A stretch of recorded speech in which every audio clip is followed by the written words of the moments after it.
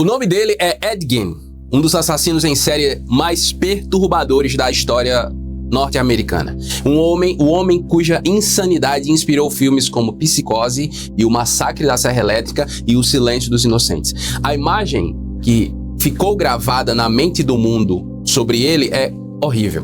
Um homem que desenterrava corpos, confeccionava máscaras imóveis com restos humanos. Mas o que quase ninguém sabe é o que realmente moldou a sua mente. Não foi um revólver, não foi um machado, nem o isolamento da família em que ele vivia. Foi a Bíblia Sagrada. Sim, isso mesmo. Chocante para mim também. A Palavra de Deus, o livro que promove libertação, se tornou nas mãos erradas uma arma de tortura. E quem segurava essa arma era a sua mãe, Augusta Gein. Uma mulher obcecada por uma fé distorcida que pegava um Deus apenas de ira, um Deus que odiava o mundo, as pessoas e principalmente as mulheres. Ela transformou a fé em uma prisão. Ela transformou a religião em terror. E o nome de Deus, o Deus de amor, em medo. Este não é apenas uma mensagem sobre o quanto o ser humano pode ser mau. Na verdade, através dessa mensagem eu gostaria de lhe fazer um alerta espiritual, especialmente se você é pai e mãe. Porque o mesmo erro que destruiu Ed Gein continua destruindo muitas famílias até hoje. Talvez não com crimes, mas com corações endurecidos, com relacionamentos quebrados e almas aprisionadas. Nessa mensagem nós vamos analisar o perigoso ciclo que vai do extremismo religioso à destruição moral. E o mais importante, nós vamos descobrir qual é o caminho do equilíbrio que o Senhor Jesus nos ensinou. Então, fique comigo até o final. Se puder, ao final, compartilhe essa mensagem, porque a diferença entre uma fé que cura e uma fé que mata está em como você lida com duas palavras: graça e verdade. Porque Deus tanto amou o mundo que deu o seu Filho unigênito, para que todo aquele que nele crê não pereça, mas tenha a vida eterna. Pois a lei foi dada por intermédio de Moisés. A graça e a verdade vieram por intermédio de Jesus Cristo.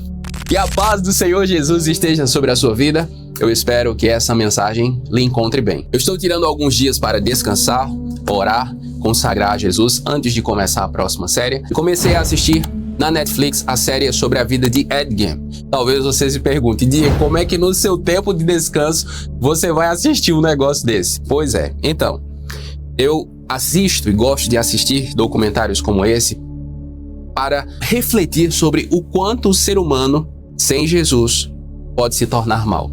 E quando eu comecei a assistir a série, o que me pegou foi exatamente que Ed Gein, ele se tornou o monstro em que se tornou em um ambiente em que a palavra de Deus era pregada. E isso me acendeu muitos alertas. Eu não concluí a série ainda, mas o que eu vi já é o suficiente para conversar com você sobre algumas coisas. A primeira coisa que eu gostaria de dizer é que o amor de Deus é o centro de tudo. Nós vemos isso em João 3,16. Mas quando do amor é retirado a fé, o que sobra é medo. E o medo, quando ele é alimentado por uma doutrina desequilibrada, ele se torna veneno, isto é, ele se torna mortal. Foi exatamente isso que aconteceu na mente de Ed Gein. Sua mãe, Augusta, não via pecado, ela só via condenação. Ela nunca via salvação, ela só via culpa. Ela criou um altar não para adorar a Deus, mas para cultuar sua própria visão distorcida de Deus. Em sua casa, a Bíblia não era para consolar, era para ameaçar. Toda hora ela está recitando, falando versículos sobre julgamentos, repetidas vezes. Ela fazia isso como quem bate com um martelo. E o que a Bíblia diz sobre amor sempre era ignorado. Ela pregava sobre um Deus que odiava a todos, menos a ela. Pois é, na cabeça dela, ela era estrela. Um Deus que vigiava cada pensamento. Um Deus que punia, mas que nunca perdoava. A cada culto doméstico, o menino Ed ouvia: o mundo é mau, Ed. As mulheres são impuras. O prazer é pecado. Só a sua mãe é santa. E Ed cresceu acreditando nisso. A fé que foi gerada nele se tornou medo. E o medo se transformou em isolamento. E o isolamento de Ed virou insanidade. Mas o que vemos na história de Ed Gein, pelo menos o que eu percebo, é apenas o reflexo extremo de algo que acontece em uma escala menor, todos os dias. Quando pessoas usam a Bíblia para controlar, para humilhar ou para condenar. O Senhor Jesus, falando sobre isso, ele disse: vocês conhecerão a verdade, e a verdade os libertará. Mas quando alguém conhece a letra e perde o amor, a mesma palavra que liberta pode ser usada para escravizar. O Evangelho de Jesus é graça e verdade. Mas a Augusta, a mãe de Ed Gein, eliminou a graça. Ela fez da fé um tribunal e da religião uma cela. E qual foi o resultado dessas escolhas? Um filho emocionalmente destruído. Um homem que confundiu culpa com devoção, que confundiu punição com amor. Esse é o perigo da doutrina distorcida. Quando a palavra é separada da pessoa de Jesus, ela perde a essência. A Bíblia sem Jesus é como um mapa sem norte. Pode ter direção, mas não leva à vida. Porque o oposto do Evangelho, meu irmão, minha irmã, não é o pecado, é a religiosidade morta. E talvez esse seja o alerta mais urgente dos nossos dias. Cuidado com o tipo de fé que você consome, com o tipo de fé que você ministra, com o tipo de fé que você vive. Cuidado com os pregadores que só falam de inferno, mas nunca de misericórdia. Cuidado com aqueles que pregam como se fossem superiores, como se estivessem num nível de... Tem uns pregadores, só abrindo um parêntese, que eu não escuto, porque a sensação que eu tenho ao ouvi-lo é de que eu estou ouvindo um anjo e não um ser humano. Cuidado com o discurso que fere em nome da santidade. O legalismo, meu irmão, minha irmã, veste uma roupa de piedade. Jesus disse isso, mas por dentro é puro orgulho espiritual. E muitas vezes o que começa com zelo pode terminar como veneno. A palavra de Deus, essa palavra, não foi escrita para oprimir. Ela foi escrita para curar. Que a amabilidade de vocês seja conhecida por todas as pessoas. Perto está o Senhor. Quando a fé se torna opressão, o coração tenta reagir, tenta fugir. Mas quando a fuga é feita sem cura, ela só muda de forma e não de essência. Depois da morte de sua mãe, Ed Gein não ficou livre. Ele ficou mais vazio. O homem que viveu reprimido, agora que está livre, digamos assim, sem ninguém para lhe dar ordens, busca compensar anos de medo. E o que ele faz? Aquilo que era proibição se tornou obsessão para ele. O que era pecado, ele passou a experimentar as sombras, como se cada ato fosse uma vingança contra o Deus distorcido que sua mãe lhe apresentou. Quando uma alma é deformada por uma fé sem amor, ela tenta se curar na escuridão. Mas a escuridão nunca cura, meu irmão, minha irmã. Ela só amplia o abismo. É o mesmo ciclo que vemos em tantos homens e mulheres que cresceram em ambientes religiosos de muita religiosidade, de muita dureza, sem graça. Crianças ensinadas a ter medo de Deus e se tornam adultos tentando fugir de Deus. E ao invés de viverem uma vida equilibrada debaixo da graça de Deus, elas vivem o extremo oposto. Uma liberdade sem limites, uma emoção sem discernimento, uma crença ou uma religiosidade ou uma espiritualidade sem fundamento.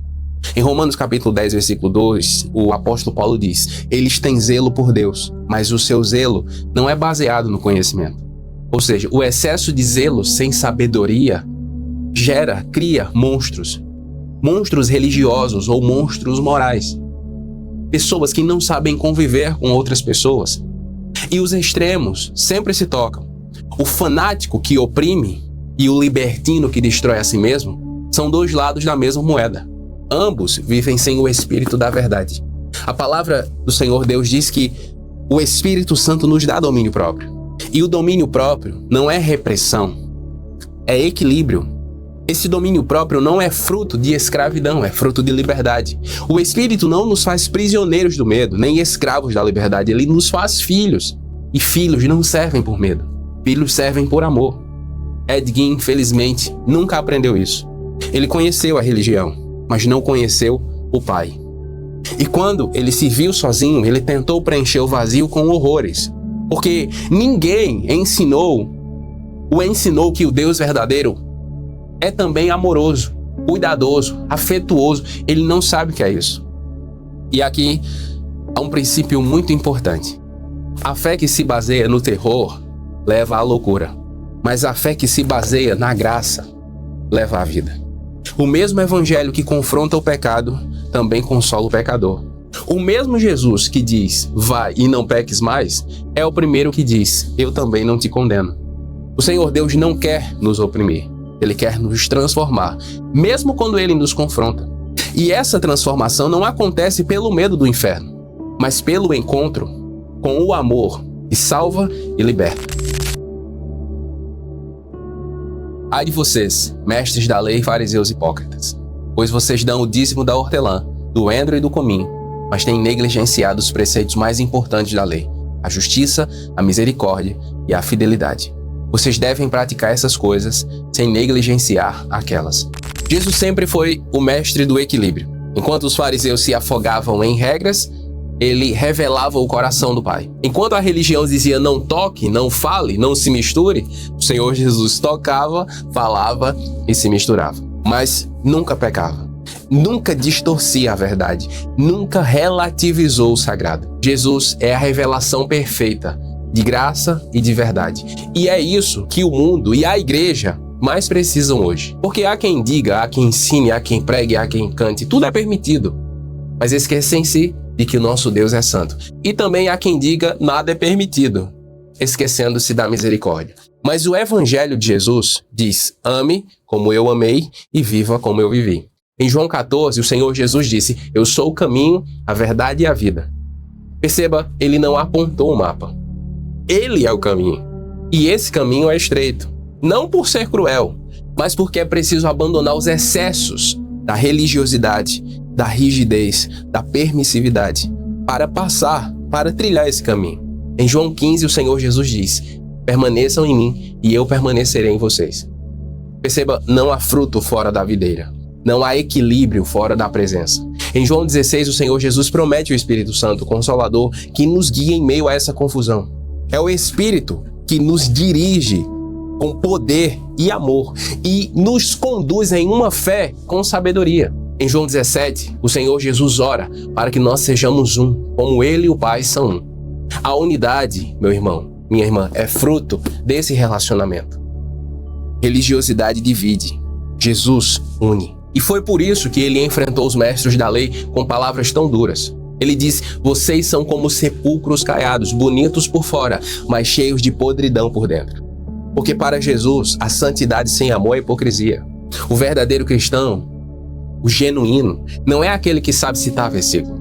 Não é aquele que prega de forma dura, duríssima, mas é aquele que sabe viver o que lê, que pratica a justiça, que oferece misericórdia e que permanece fiel.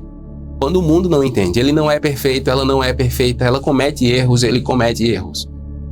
Mas quando peca, volta-se para o Senhor, com o coração arrependido, mas confiante de que a graça é poderosa para nos purificar.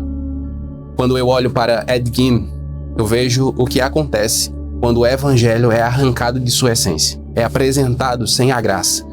Mas quando eu olho para Jesus, eu vejo o que acontece quando a graça e a verdade se encontram.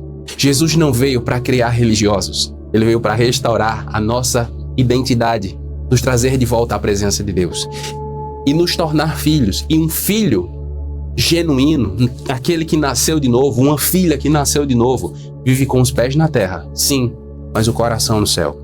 Ele sabe, ela sabe que a santidade não é um fardo, é liberdade. Sabe que o amor não é permissividade, é força. Sabe que a obediência não é prisão, é o caminho para a paz. E essa é a diferença entre a fé que cura e a fé que matou Ed Gein. A história dele é sombria, mas é triste ao mesmo tempo.